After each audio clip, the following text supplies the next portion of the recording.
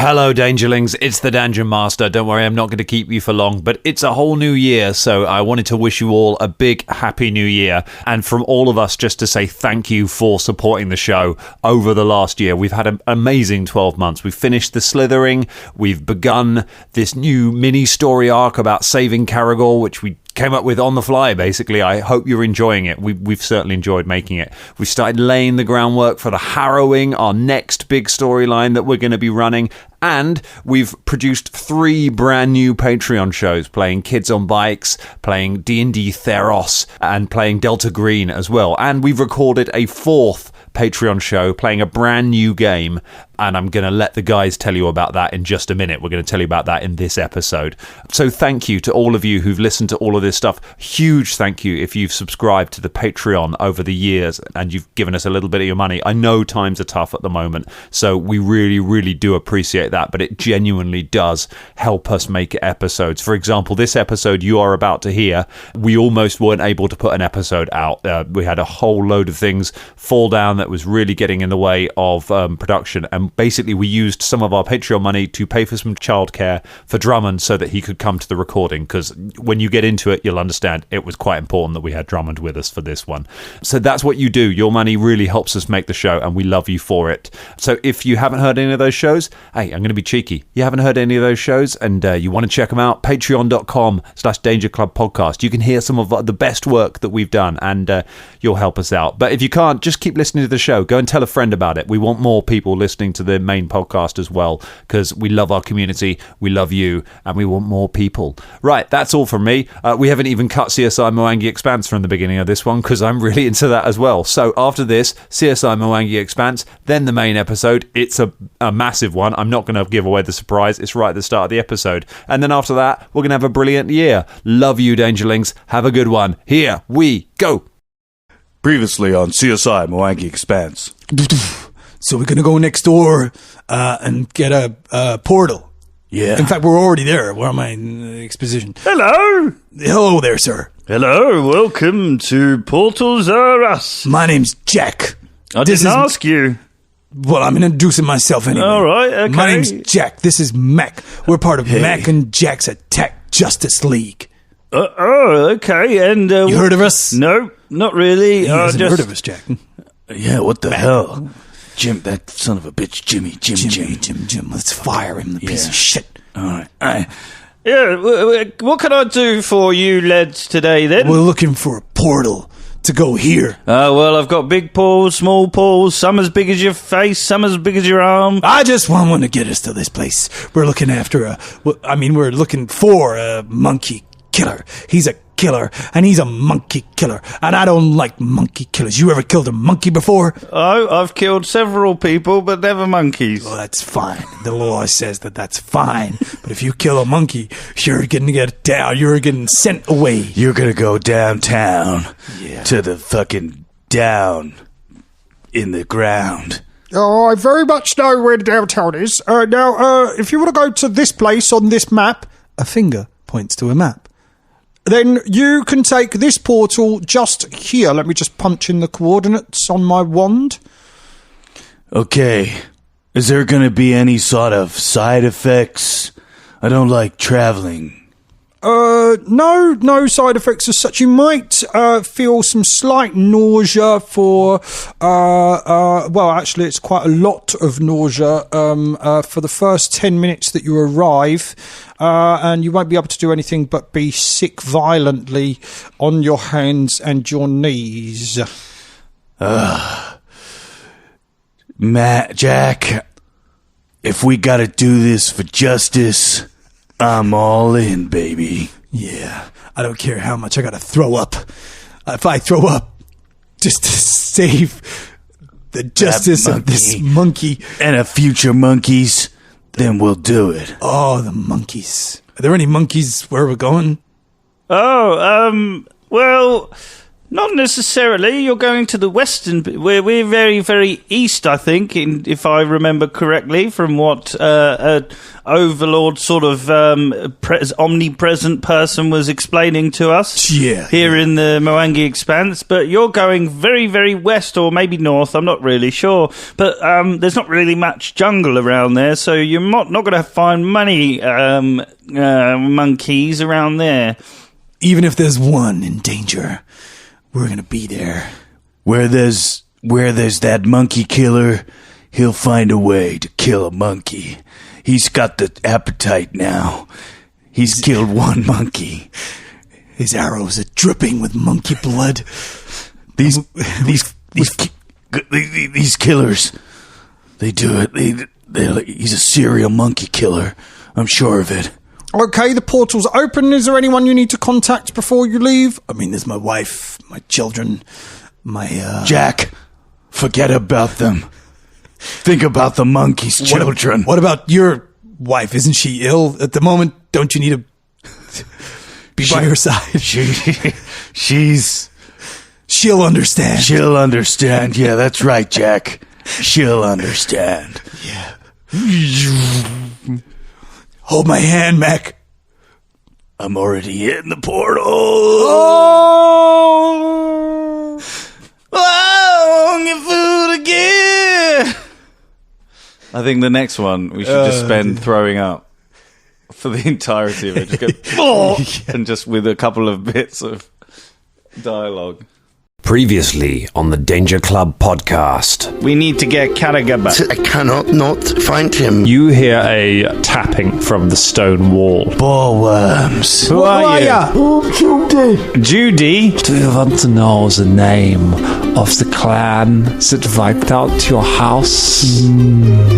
Go ahead. Battlestone. 3, 2, it again. 1. That's the win! Away! The adventure continues now.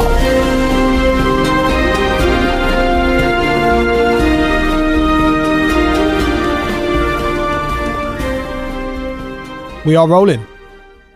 It is a brand new calendar year. We don't know what terrors are ahead. We certainly know what terrors are with us right now. Dangerlings, the club is flying wounded right now. Colin is very sick. Drummond is very busy. Ross lost his beanie. James isn't even here. But we had to get back together because something remarkable has happened. Hello, everyone, and welcome back to the Danger Club podcast featuring the returning Scott. Yeah, hello guys. Yeah, my name's Scott. Yeah. What's up, everyone? Yeah, man. Yeah, I've been away. I've been doing some crazy I've things. just It's been great. doing a show. Yeah, nice one. Yeah. Oh, I'm fucking famous now, innit? Yeah, I've got loads of images. Yeah. Yeah, Disney know about me. It's great. Yeah. Go on, Drum. I don't really have anything for that. You haven't got a voice for me? Are you kidding me? All I do when you're away from these records is do your voice. Colin and Ross have got voices for me. Why haven't you got a voice for me, Ross? It's all right. I mean, well, because I don't know. You're not really on my radar, man. Oh! Jesus. Outrageous. So glad I'll to be remember back. that next time you want free tickets to a show that I'm in. Oh, Scott, welcome back, man. How has it been? There are so many stories to tell, I'm sure. How has it been? For the listeners, recap. Where have you been for the last several weeks? I was in a show.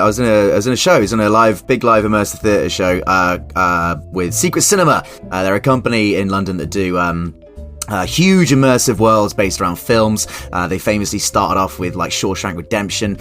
They did Back to the Future, and recently they've done Guardians of the Galaxy that I was in as a very loud fight pit announcer and sort of event MC ravager, which I can now talk about to a certain extent. I don't actually think I can tell you the name of the character that I was doing. Still, the NDA is designed and maintained by Disney, so there's certain things that I can't tell you. Still, even though some of you came to see the show. And we know. Are we allowed to tell people? Because we know. I mean, I don't think that Disney can stop you talking about it. They can't, can they? Haven't signed anything. Scott wore a wonderful, amazing wig. That was my highlight. was for 5 minutes of the show, Ross. Yeah, I didn't see him in a week. It did look good. The makeup department, when they put that on me, they cackled for 2 minutes straight. They put that wig on me, and then they put my fake teeth in, and they were like, "You're like a horrible, horrible George Michael." That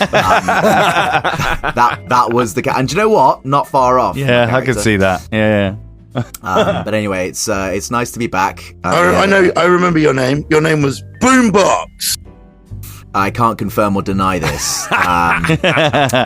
Isn't that weird that we can say it, but you just not allowed to? It's really you can't weird, confirm nor deny, like you said. I don't know what you're talking about. It's a bit like sort of industry. What do you call it when you speak together at the same time? They've like done a thing on you. Interrupting, overlap, the DCP.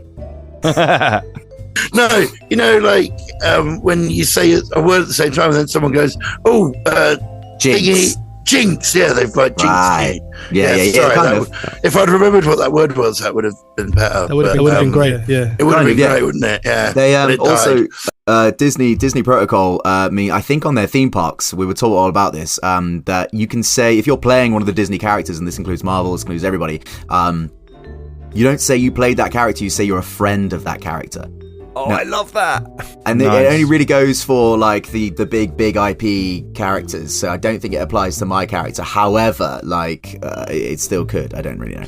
I didn't pay that much attention to it, but I do know that I lost my voice entirely. Well, nearly lost my voice entirely for that entire bloody run. I tell you what, guys, when next time I whinge to you about vocal warm-ups, I bought myself a fucking nebulizer. Yeah.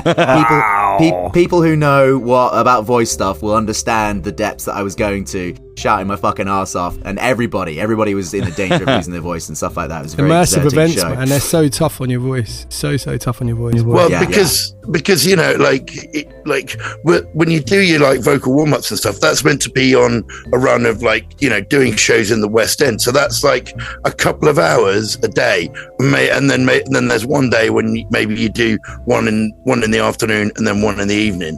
You know what I mean? Whereas immersive shows, they're like, you have to keep going for like 4 or 5 hours. You know what I mean? Doing your thing, and it's usually much rowdier. You have to shout over people. You have to like move people around. Like it's there's like music, shouting over. There's sound effects. There's all of that going on. It is all that. It is all that, and that's a big staple of. As anyone's been to immersive theatre show, and you guys have been in some, and as audience and as actors, but you'll know that shouting over the things is the thing. And it is. The show was only 2.5 hours, but it was shouting over stuff. A much more seasoned secret cinema actor pointed it out very, very well to us one day backstage. He was like, "The thing about secret cinema shows is you have to tell people a secret like this. Only you can know this secret, and I will show you the secret way.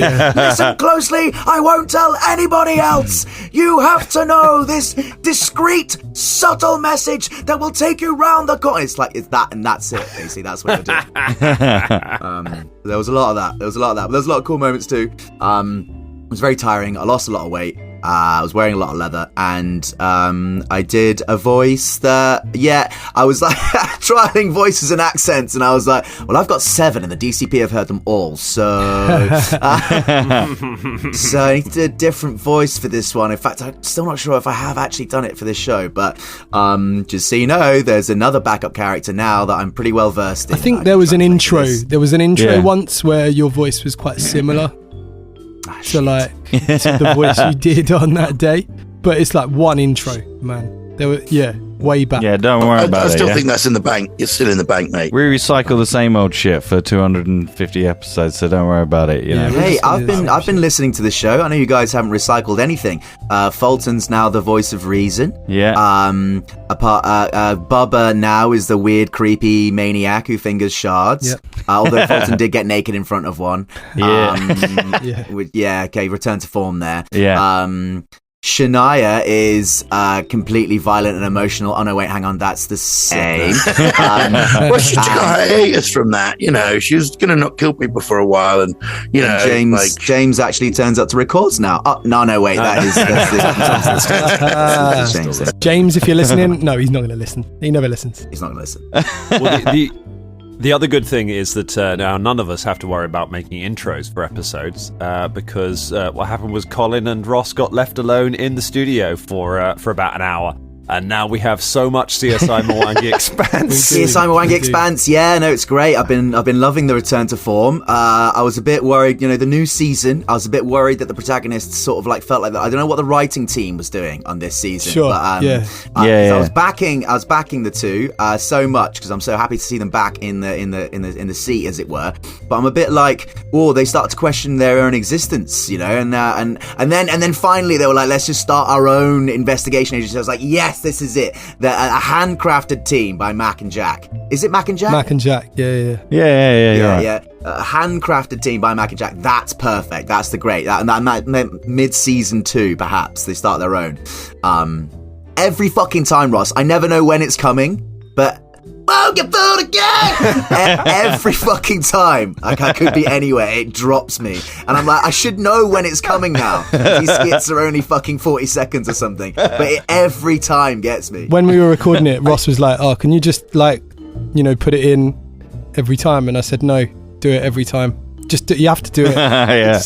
It's good because if you were editing it in, it would be consistent, but it would mean you would know when it was coming, and half of the fun of it is just Colin having no idea when the sketch is going to end. Oh, sometimes I lead Ross. It. Sometimes there's a few that I have a nod to Ross. I'm like, okay, that's enough. Especially after the last 5 minutes. Yeah, the last one was crazy. We had there was a 3-minute one at some point, which was like, what the fuck are we doing? It's crazy.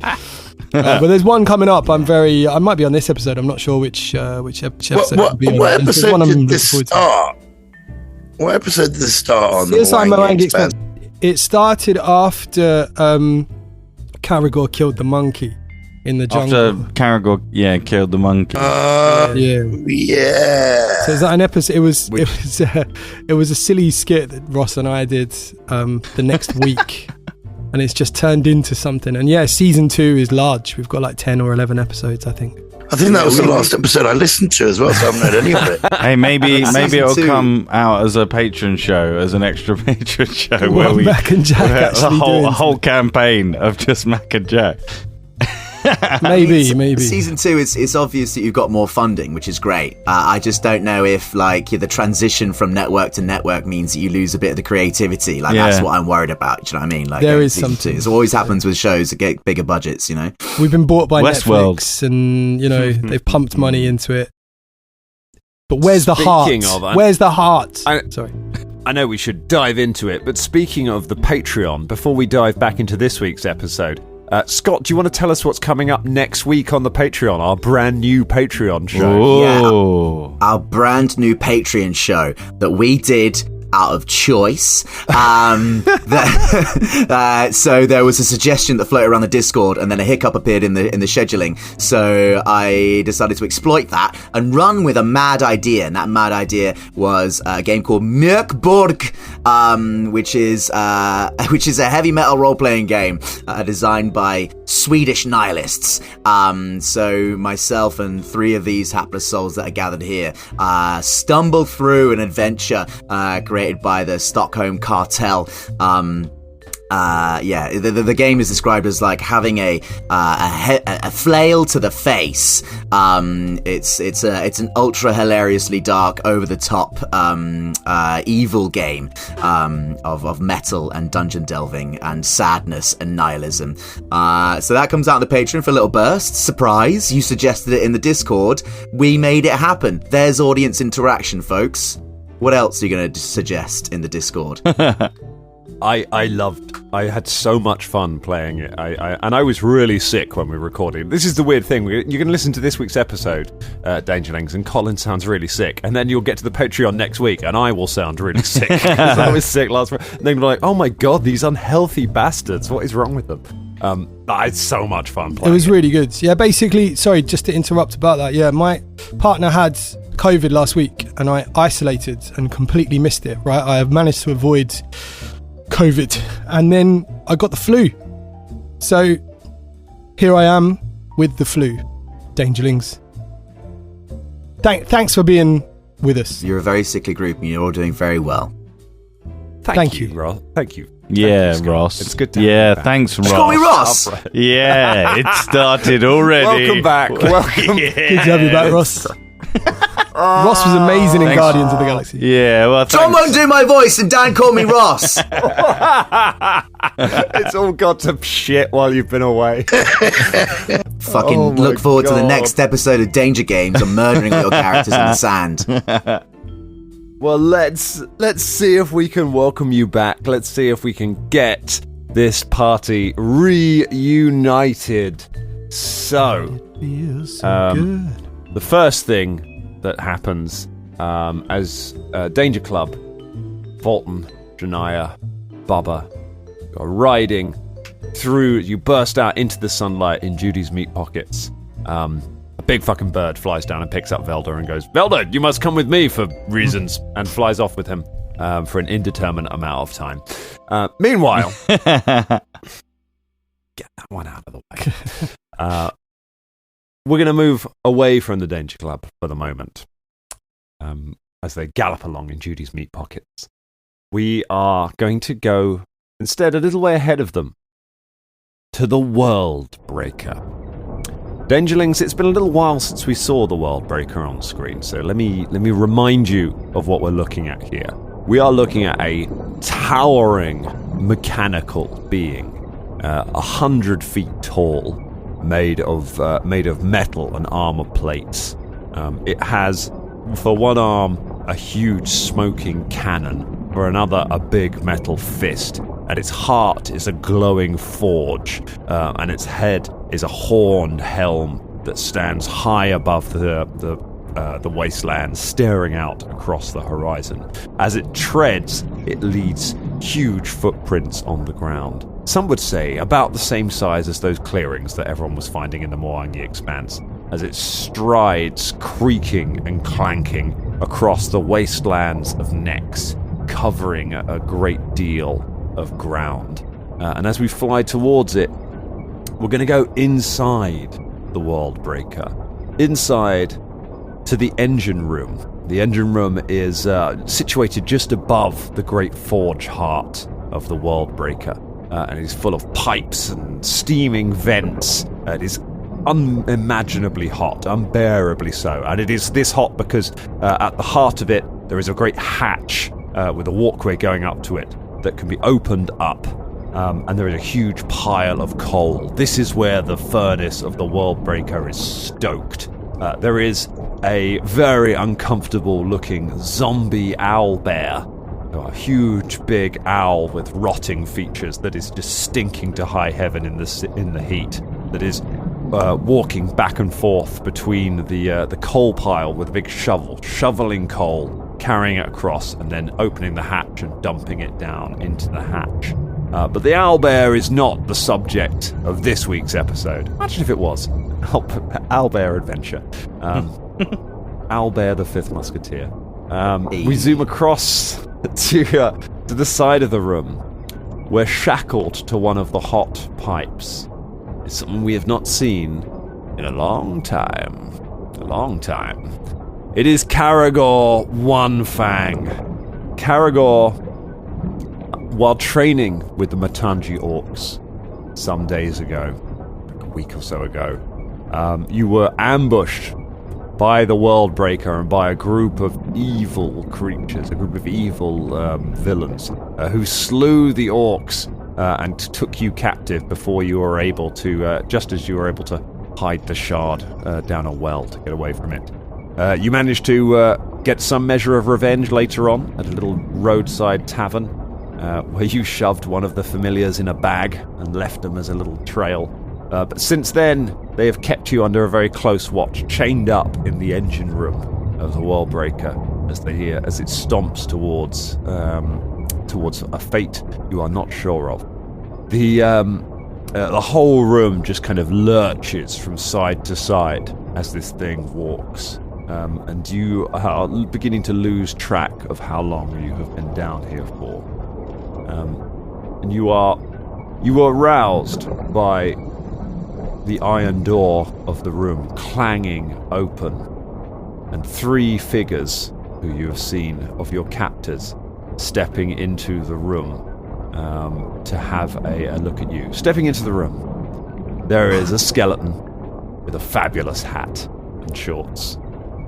There is a bear, a small bear that looks pretty scruffy and covered in blood. And there is a hound, a pug covered in scars with a chain-linked mop as they step into the room.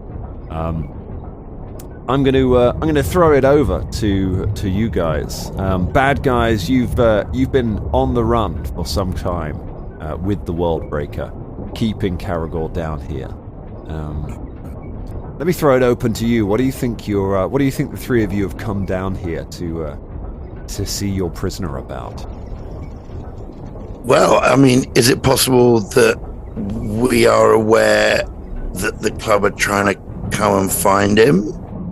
I think you might have an idea that they were. You have been taking steps to try and slow them down. You destroyed the mountain pass after going through it, so that they wouldn't be able to follow you through there. So you may have shaken them off. You know, if they wanted to chase after you, they'd have had to have gone through some deep roads and had all sorts of wacky adventures and overcome them to still be on your trail. So I don't know how likely that is right now. Well, I don't know about you guys. I'm wondering if this guy is, just worth all the trouble that he's causing. He is definitely worth all the trouble. Look at him. His gleaming bald head. I mean, what is the plan for this man? What are we going to do with him? We're gonna eat him. Oh, yes, I mean, of course. I don't know. The only reason that I assumed that we were bringing him back was because the master would approve, would want to see him. Oh, of course. Yes, the master would approve. Does he care whether he's alive or dead? I don't know. Well, maybe we can bite his legs off or eat his arms or something. I mean, I just have this really, really, really strong urge to make holes in him. I know, me too. But we must stop. We mustn't just yet. The master will probably like him if he is whole. You know. Yes. And again, I have no intestines, so I will not eat him myself. Yes. Have some jerky.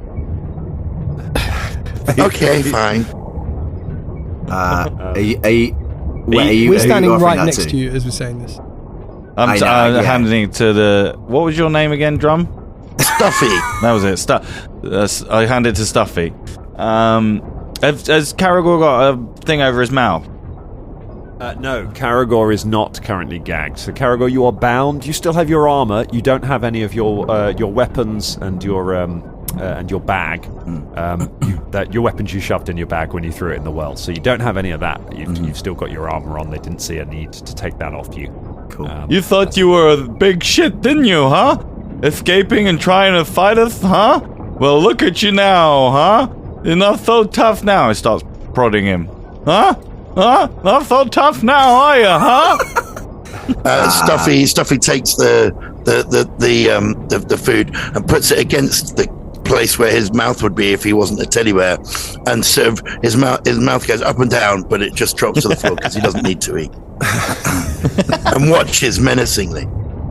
I think Caragor's just silently watching these three psychopaths. He's probably watched them before.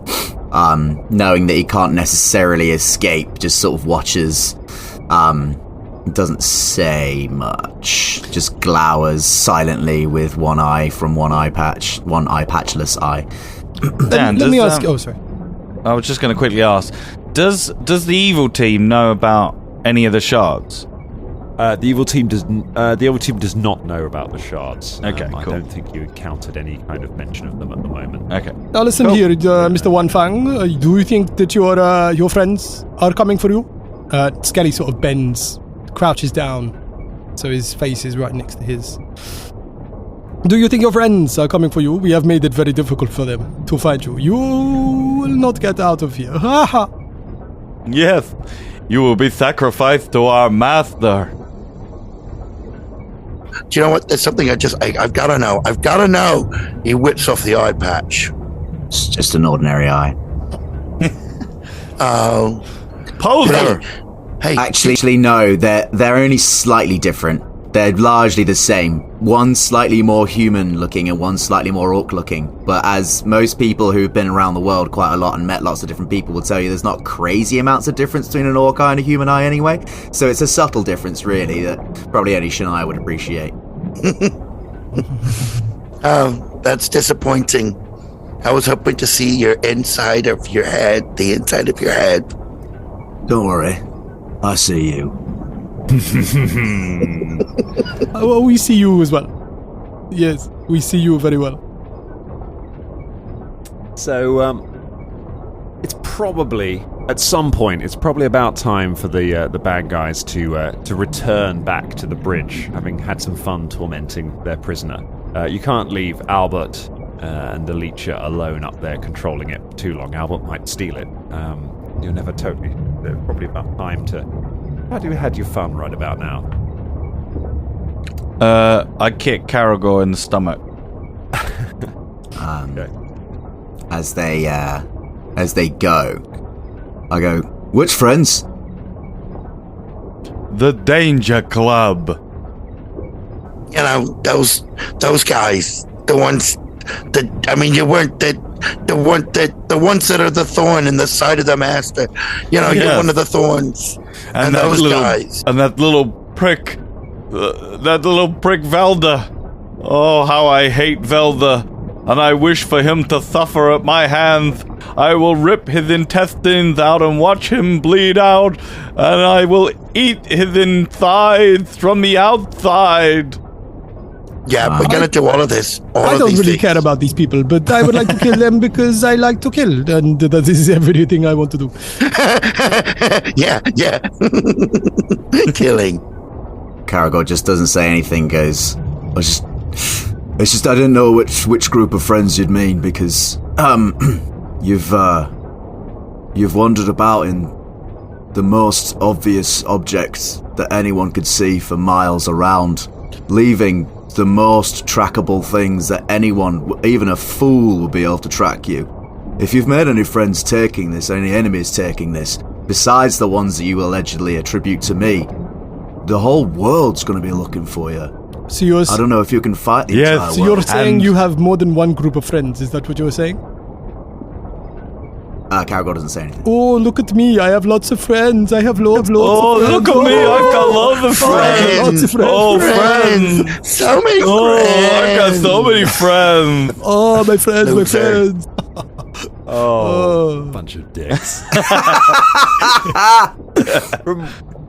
From one bunch of dick to another. As the bad guys walk out laughing, we're going to cut away to a little somewhere else in the wastelands, where we hear the sound of sweaty palms pounding away on the ground, and we see the great sight of Judy Clench, the flesh-warped, huge body, hammering along the road as she gallops on her forearms, trying to make it along with the Danger Club tucked away in her fleshy pockets.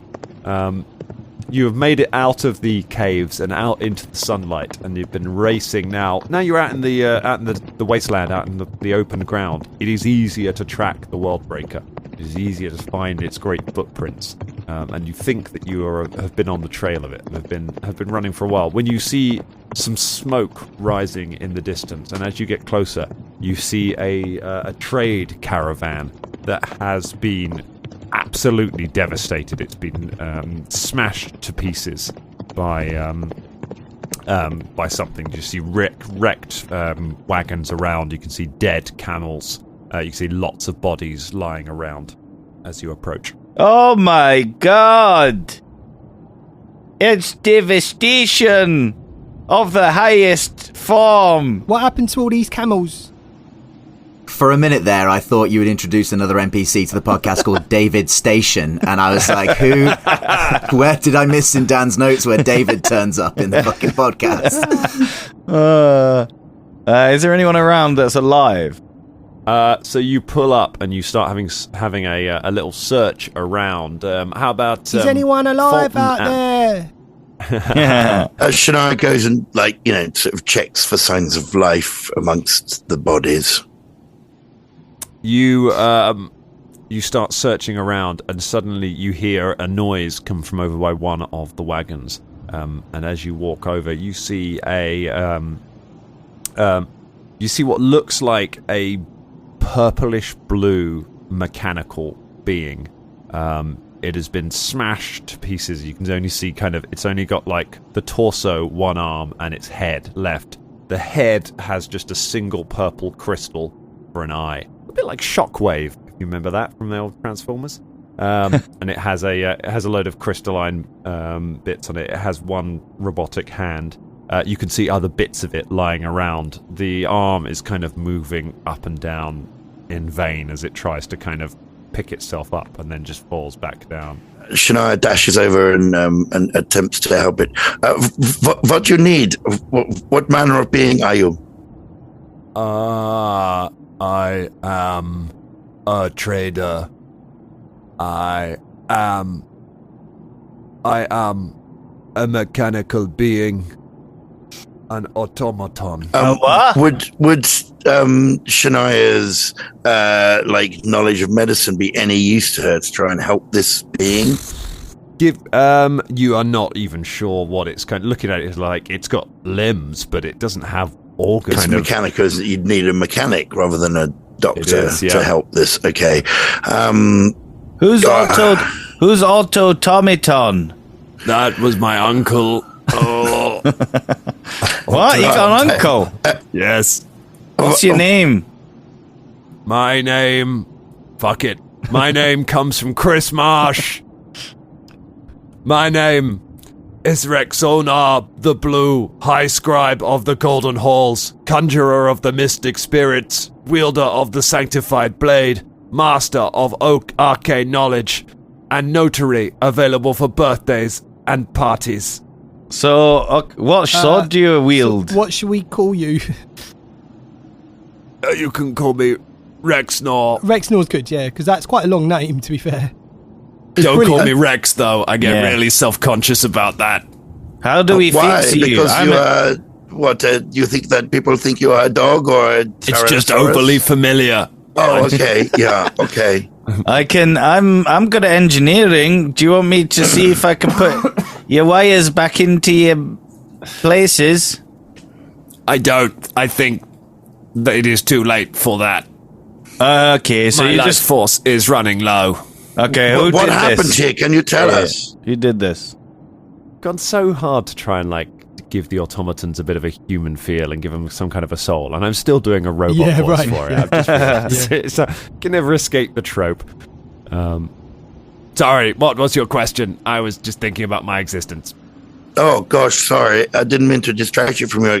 what happened? There was a great mechanical man, but, not like me, like a different kind of mechanical, like a big dude. Like something that could break the world. Yes, exactly. If I was to name it, I would say it was exactly something like that. How long ago? Earlier today. It came here. They attacked us. There was a skeleton, a bear, and a dog. They attacked the caravan, took people prisoner. They demanded to find if there was a powerful wizard, and when we said no, they began killing everyone. Even the camels. Especially the camels. Oh, hell. I'm waiting for Camel CSI now. Do you know what I mean? Like, that's gonna... Is there something that we can do for you in your final moments that would help you with your peace? Yes. I have a sister in Absalom. Yeah, and? We can bring a message, or... Tell her I'm still not over it. What's her name? Wait, no, what's her name? Yeah, how will we ever find... That's not going to happen, is it? We're not. Sorry, I was peeing. That's how we pee. That's a weird peeing sound, but no shame. one of my vents is blocked. What's her name? Hey, you're an engineer. Could you just get in there and just see if you can unblock? No, I'm not qualified. Unblock my pee hole door. We're trying to make him more comfortable in his final moments. Oh, come on, Fulton. Fine. Unclog his part. I use my engineering skill to... Yeah, go on, Ross. Find on your sheet where it says unblock pee hole. Go ahead. Although I don't have engineering. What is it in... Is it craft? Yeah, craft. You can use your blacksmithing. Yeah, I use my blacksmithing. That is a 14 to unblock his up pee his hole. crotch and bang it. Ross just gets a hammer out and just... Oh, God. Ding, ding, ding, ding, ding. Is that working? Yeah. Oh, yeah. That's it. Oh, yeah. Oh, yeah. Oh, yeah. Oh, I'm a bit We are so uncomfortable. happy. This is... I hope you're happy now. Sometimes we have to be uncomfortable to help a dying person be He comfortable. looks really happy. That's for what some we've reason. learned. Yeah. Oh, I feel suddenly very peaceful. Well, then I am glad. Please, what is the name of your sister? My sister's name is Rexney. Rexney and Rexney. Rexnor. Yes. Right. Does she Our have parents any were other... really unimaginative. I Does she see. have any features Does she that we wield would... anything, like, or- does she... Do we, like... You have description lots of- of- Yeah, she's kind of short for an automaton, so she's shorter than me. Okay. That's quite hard to... I appreciate that I don't have legs Yeah, right 'cause now, so it's quite hard to visualize And you're that. still Very, not. very You're still not hard. over it. You're still If not you over imagine me with legs, then it's like that, but shorter. Shorter. it. So, Okay. did you say you're not over it? Is that the message? Yes, not over it. I don't forgive her. Do you, I'm worried- you don't forgive? No, I'm worried. Oh. I'm worried that she'll think if I'm dead that somehow the family history is buried and that I forgive her. And I want her to know that I don't. You really got some life force in you. okay. Like this has been like 10 minutes as well. I know. I've really started. You know what? I'm thinking I might just pull through. And his head just falls back. Oh, rest in peace, Ottoman. Bubba closes Rexnor eyes. He just like goes over and pulls these Taps him on the lids down. face. Yeah, just like ching. They don't. You get Fulton's hammer. Yeah. I mean, does he have Smack his eyes eyes? Like, because what's his name from Transformers didn't have eyes, did he? It's just Has he got a- eyes, Dan? Like Blinking head. light. He had a crystal in his face. Yeah, Oh, okay. crystal in his face. Exactly. All right, Bubba smashes the crystal. It's like Optimus Prime. He just goes black. That's how you know he's dead. yeah. We attribute this real world sensibility to robots, but no one's questioning the fact that it doesn't eat or drink. So why did it need to pee in the first place?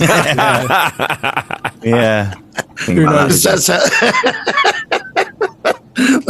the way of things. It's just the way of things. All things must pee. It's like a weird Exactly. scatological Game of Thrones. All men must pee. And if You've you're a got to robot, shit out some nuts and bolts, man. pee. Okay, well, should we do a little perception check to see if we can find anything of use that we could probably take from here? Yeah, you search around. Give me some perception checks. Those of you who have dice. Don't worry. 24. That's good. 31, actually. Okay, cool. Yeah, you search the thing. You find. You don't find very much. It looks like the place has been picked clean. Whoever killed these people went through and took a lot of and took all of their stuff. You've got a lot of dead camels, but you suspect that you won't be able to fit them very easily in the bag of holding. So you.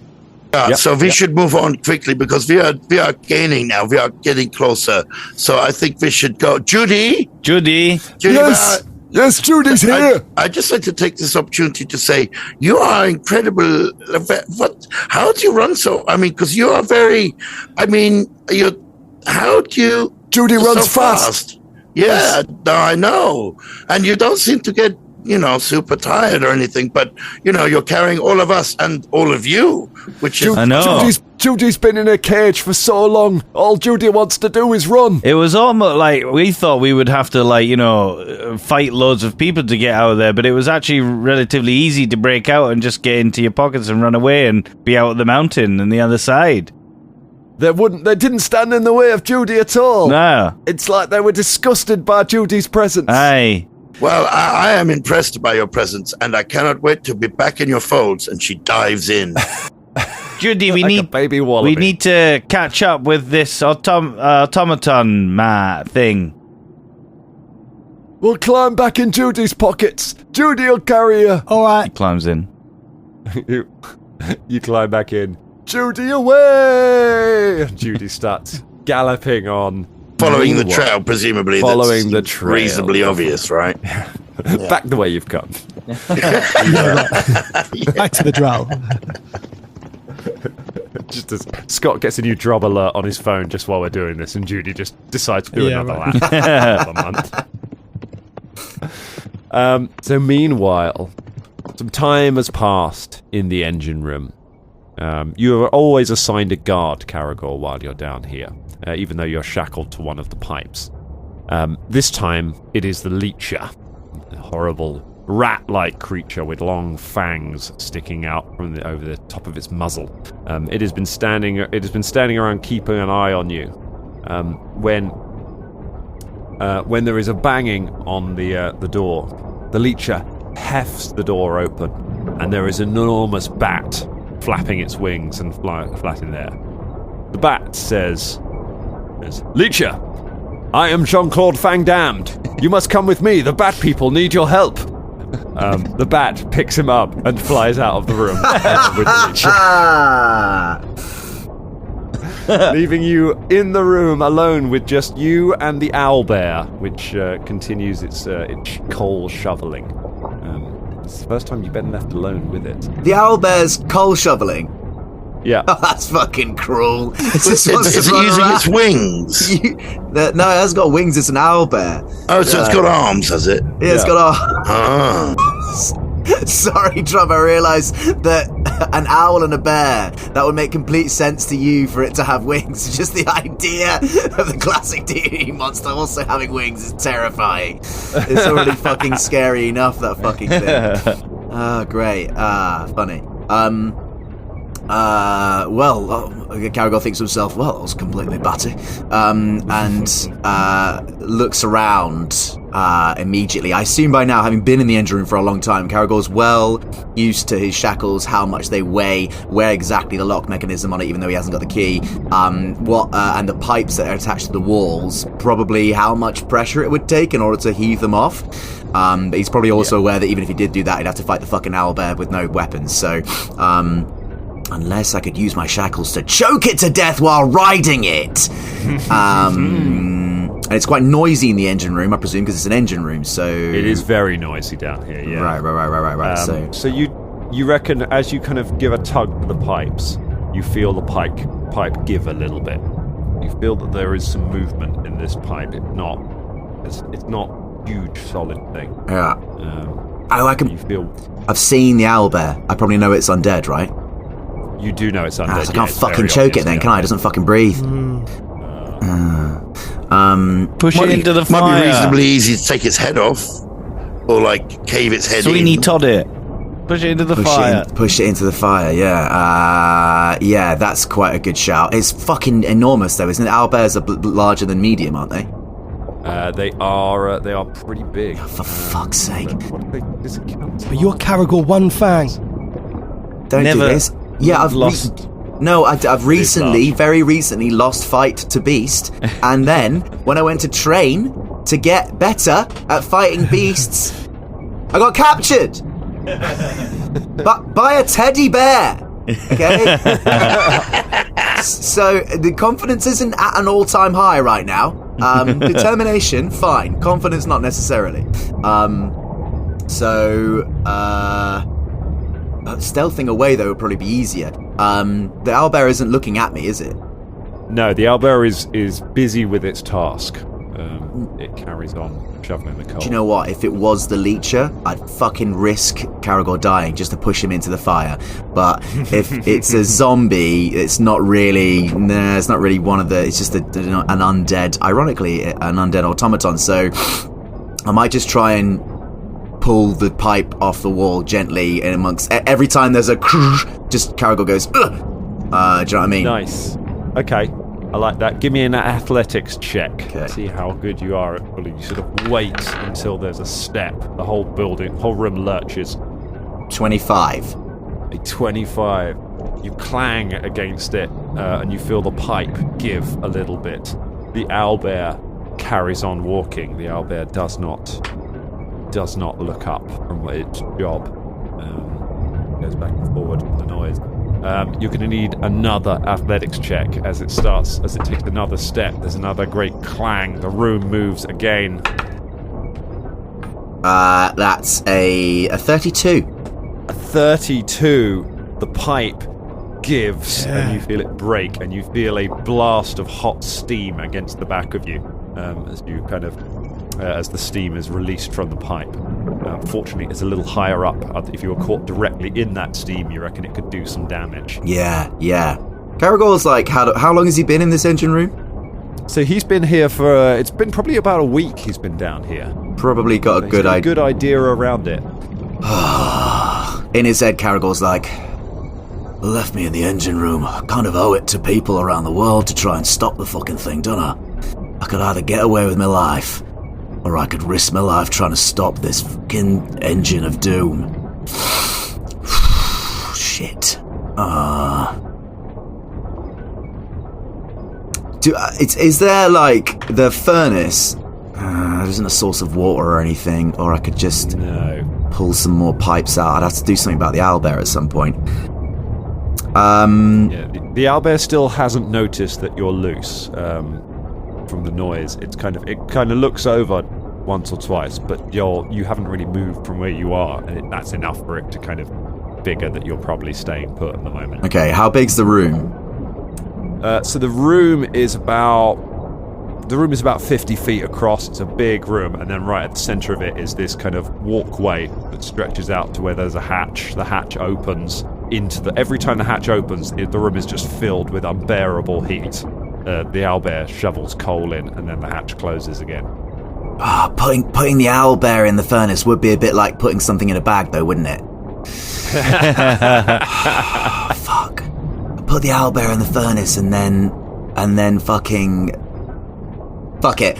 How loose is Caragor right now? Caragor looks. You've got the manacles free, so you're still manacled. Yeah. But you've got them. You've now got the manacles off the pipe. You can move around. I would like to hunt prey and be stealthy. Okay, you hunt prey on the. You hunt prey on it. You can give me a nature check if you want to see if you get a bonus against this owlbear. 19 on the die, which would make that a 27. 27 against the owlbear is a critical success. Oh, cool. You've got a +1 to your attacks against this owlbear. Okay. So is it doing any shoveling? Yeah, it is just it is moving backwards and forwards, shoveling. I can tell you. I'll tell you a bit about it. It's got. It's permanently slowed 1 as a zombie, so it only gets 2 actions a round. There's something you know about zombie owlbears. See that it's moving very slowly. Okay. Do I know how high up I am? How high up off the ground I am? You think you're quite high up. You've not seen outside, but you're not really sure. Is there any windows or hatches or vents? No, not in this room. So I have to get out the room in order to get out. I'm gonna... is there any, like, piping or poles or, like, shovels or anything like that are good pokey, pushy things? There's a spare... there's a lot of sort of metal piping and things. You might be able to pull another bit of pipe off. There is another shovel tucked into the amongst the coal for when there looks like this. It's not designed to run on purely solo owlbear power. No, yeah. There is another shovel there. Okay, great, cool. That's perfect. Because if the owlbear stops shoveling, then eventually the thing will slow down. Alright, I'm going to wait until an opportune moment, creep up behind it, pause until it's flinging coal in, so it's off balance, its center of gravity has moved forward towards the furnace, and then I'm going to sneak attack it and push it into the furnace. Incredible. Give me a stealth check to retrieve the shovel while the owlbear patrols. 21. 21. Oh, you very quietly creep along the side of the wall and just draw the shovel out of the coal, and then kind of go back and just sit by where you were chained for a moment while the owlbear does another lap, goes back, picks up some more coal. It looked at you, but doesn't react, doesn't notice the shovel, and it keeps on walking. It walks up to the edge of the thing, kind of presses a thing with its foot. The hatch opens. Give me another stealth check to creep up behind it. Oh, fuck it! Come on.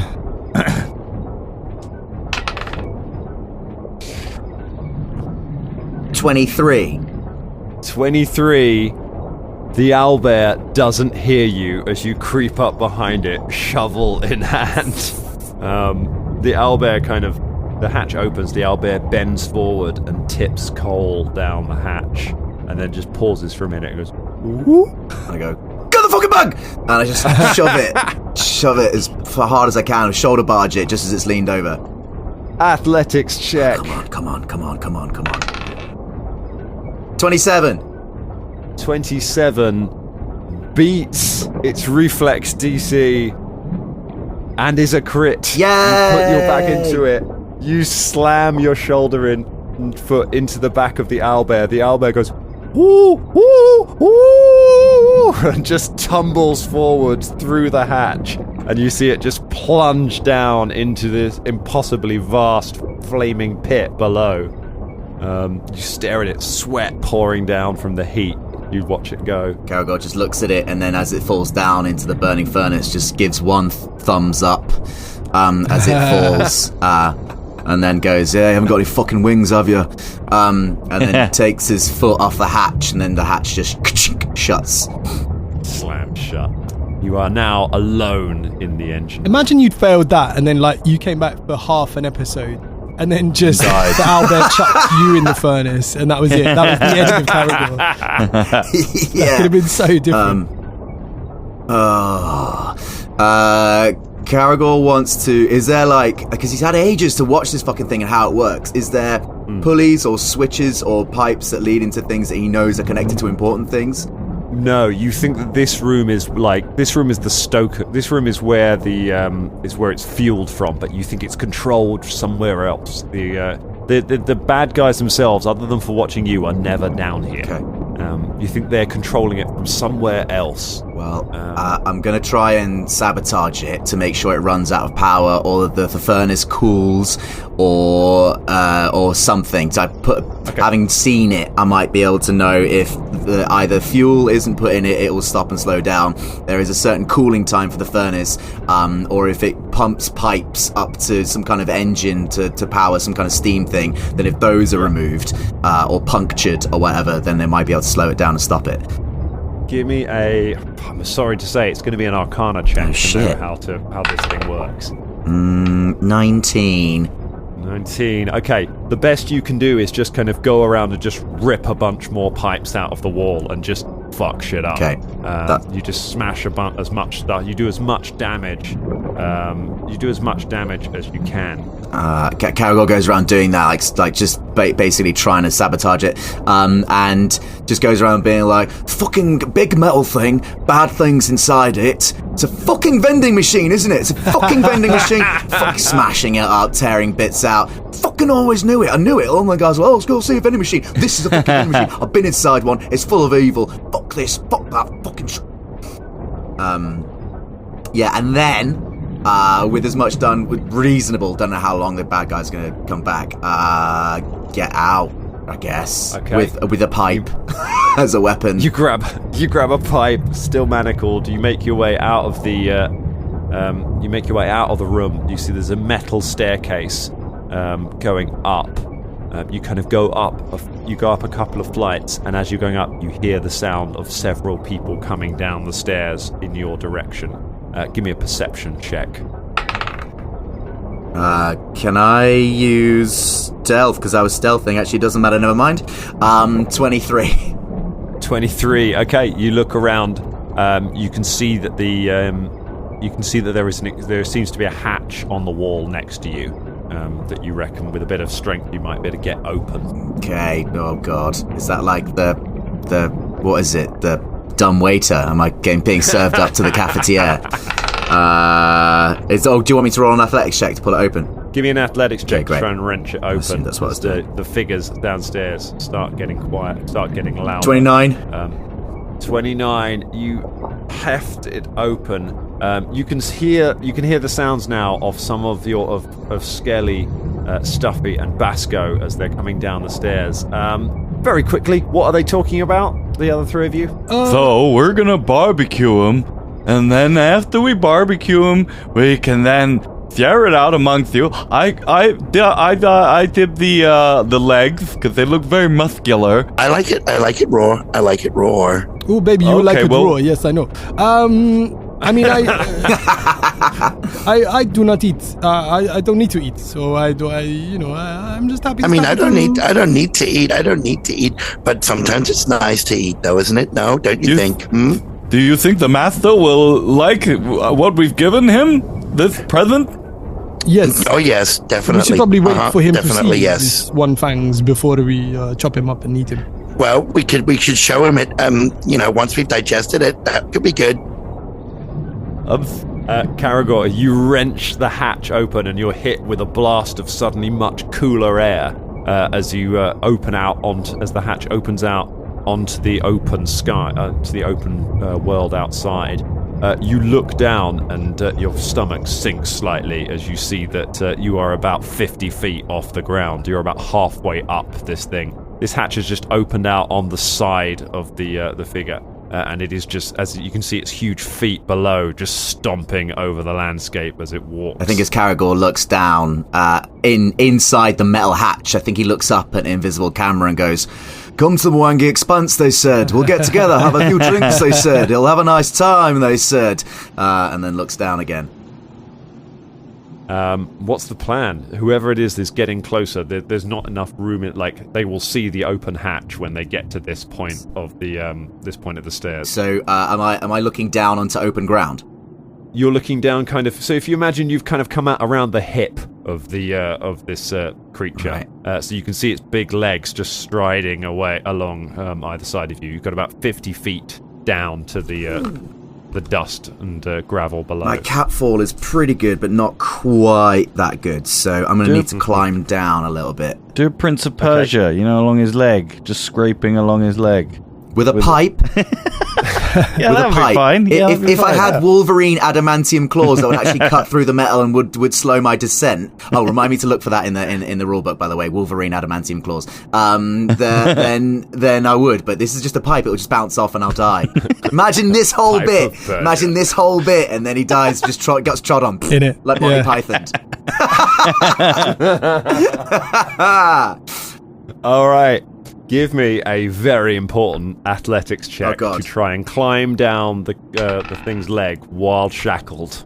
Oh no. 25. 25. Okay. You kind of haul yourself out into the sky and just start climbing down the side of this thing as it shakes and crashes. And every time it takes a footstep, the whole thing shudders and you nearly lose your footing. And the fact that your wrists are shackled together at the same time as you're trying to do it. You get about as far as the knee, and then it takes a particularly wide step. The whole thing seems to lurch, and you're just flung off the side of it and fall about 25 feet down to the ground. You roll through the lot of it, but hit the ground hard, and you definitely feel a rib crack as you land on the stone. You kind of lie there for a minute, just gasping, trying to get your breath. As the thing stomps and keeps moving away from you. I think as it flings me away, I think as Caragor fucks up that last final bit and just gets flung through the air.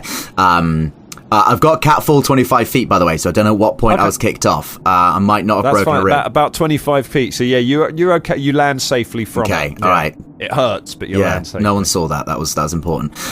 Well, but what about the guys inside? Because surely at some point we'll have gotten down and seen that open hatch. We don't know. We've kind of come away from them at the moment. Maybe they've seen it. Maybe they've, Yeah, whose side are you on, Tron? I'm on whichever side I'm playing at that moment. I'm competitive. I've got 3 minutes left to kill Scott's character. Not about me. I really wanted to. So, Caragor, you pick yourself up and kind of leaning on a rock, kind of watch as the Cursebreaker moves over, and you see in the distance what it is heading for. It's heading for a large Nexian city. It's not Quantium, it's not the one you went to before, but you can see the kind of the spiraling minarets and onion domes that mark it out as a Nexian city, and the Worldbreaker is making a beeline straight for that city. You're also still quite hurt from... You haven't never really been properly healed from your original fight. Okay. You haven't really eaten or drunk properly in a week. You are not feeling great right now. Oh, fucking hell. Oh, there we go. Caragor One Fang out on the wilds by himself with fucking manacles on. Fucking, shit. Fucking hell. Well, I guess it was a choice of either get my manacles off in the engine room or put the zombie in a bag. So here he is. Clink, clink, wrists bound. So you, what do you want to do? Where's Caragor going to head? You've got out of the thing. What kind of land is this? What kind of grounds? What kind of terrain? So back in the wastelands of Nex now. So you're looking at kind of just bare ground, very kind of rocky, like you're in low hills kind of thing. It's a lot of scree and gravel and just big chunks of rock. You can very clearly see the path that the Worldbreaker has taken, because it's got its footprints, and you have a tracker's eye, and so will not need the absurd number of natural 20s that Fulton rolled to be able to track you on this way. So you can sort of see which way it's come from, and you can see which way it's heading yourself. I guess I'll head back that way, but not along the footprints, because that would have scared away any fauna and flora, and destroyed any flora and scared away any fauna, and Caragor needs to eat and drink, so he goes, like, adjacent to them, but along, like, any vegetation that's still there, in the hopes of either spotting some clean water or some game. Some stupid game, because he hasn't got any weapons. So yeah. Something you could strangle with. Yeah.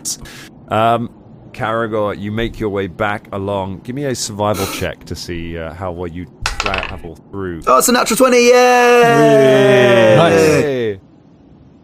So you managed to keep...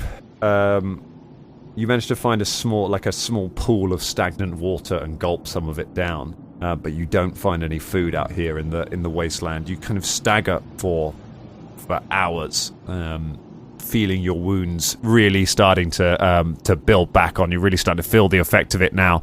As you make your way back over, the sun beating down on you, and it finally starts to get too much. You just lose your footing and fall to the floor for a moment. As you're lying there, you see a vision of someone. You see almost a hallucination of someone ahead of you. In this moment of desperation, who does Caragor see ahead of him? Are you asking me? I'm asking you.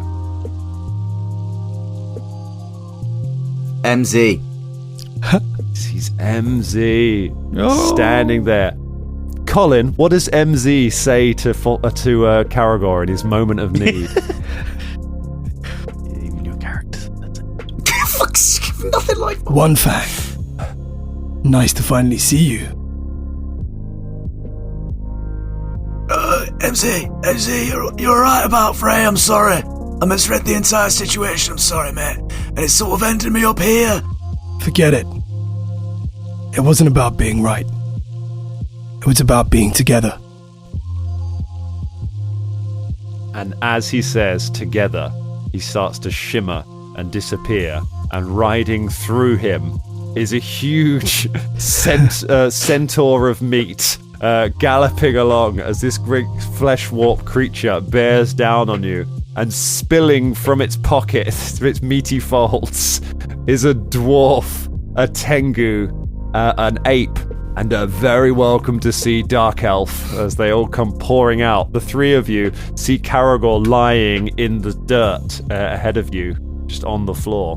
What are you doing? Well, Shania scrambles over to him and wraps him up in a big hug using all of her healing magic. at the same time. Be the warmest, loveliest hug you've ever had.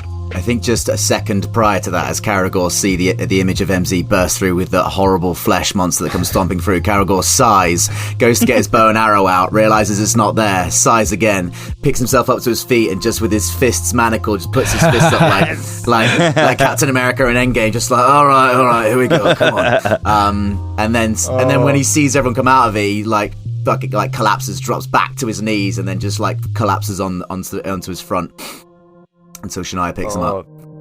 Shania, you pick up Caragor, and the tiredness just overwhelms you at this point, Caragor, as you're aware of just how much you've been through. As Shania picks you up. Shania, do you want to say anything to your boo now you've got him? I've got you. Go ahead, Caragor. I think just Caragor's just raving in a fever dream state and just saying the thing that MZ said to him. Just says, together. Together.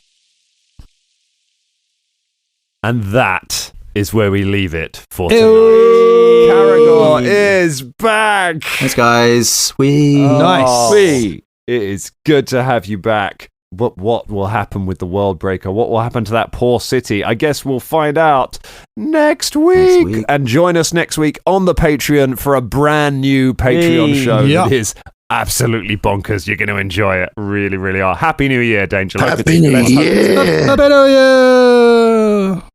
We'll see you next time. I waved. Libby